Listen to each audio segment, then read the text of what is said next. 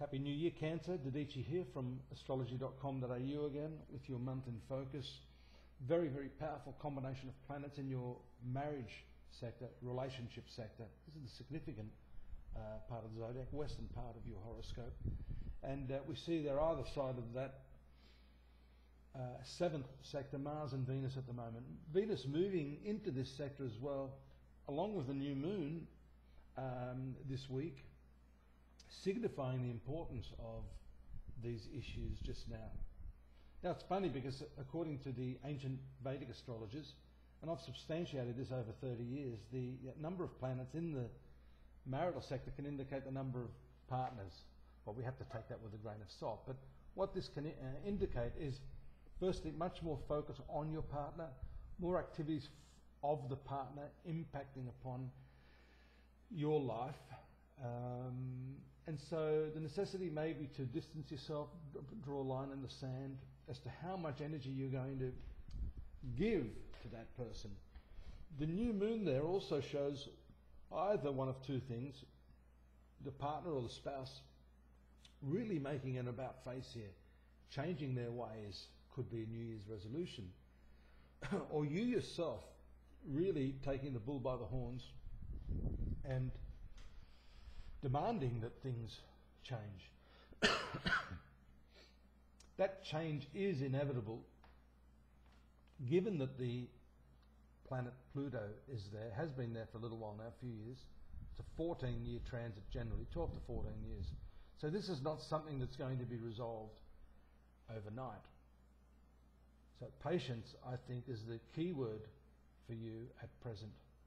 It's important to see the 12th sector possessing Jupiter now, and the 8th sector containing the transit of Mars. These two transits, these two planets are in a favourable aspect, so your ability to search within yourself, into the past, into the psychological mechanism of why you're doing what you do, or why your partner is doing what they do, is very favoured just now, and you mustn't turn away from that.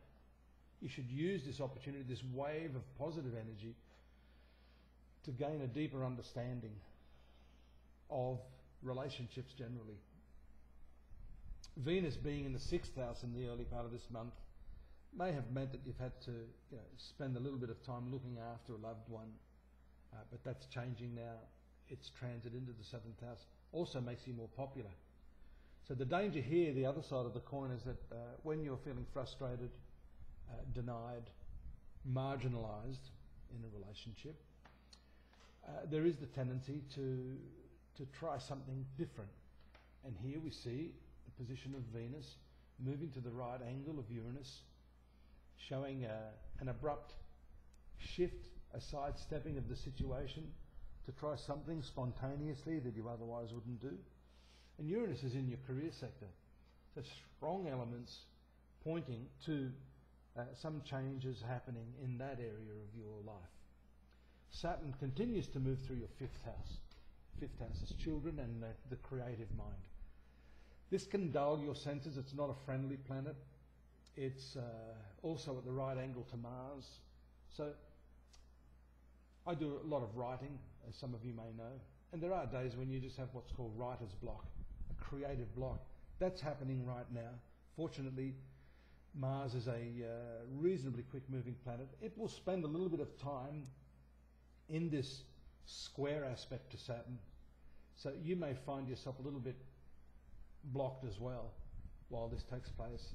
It's important that even if you can't create in the normal way that you create, you find some other means of diverting that harmful energy. And it can be harmful. You need to be careful in travelling. Not a good time to have operations or surgical procedures. Even down to hair cutting, I would say just hold off on that if you're planning that. A lot of people aren't aware that the hair contains a lot of electromagnetic energy. The piezoelectric influence there, once you cut the hair or the nails, can discharge a lot of energy that could otherwise be used for healing.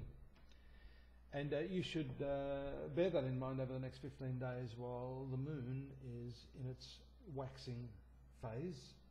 Best to do this after 15 days if you're looking at doing something of that nature. just to maintain harmonious health and well-being. Look forward to your company next month. In the meantime, you can look at a more detailed analysis of your daily and monthly, and right now the yearly overview that I've prepared for you, textual based, and that will give you an insight into what's happening.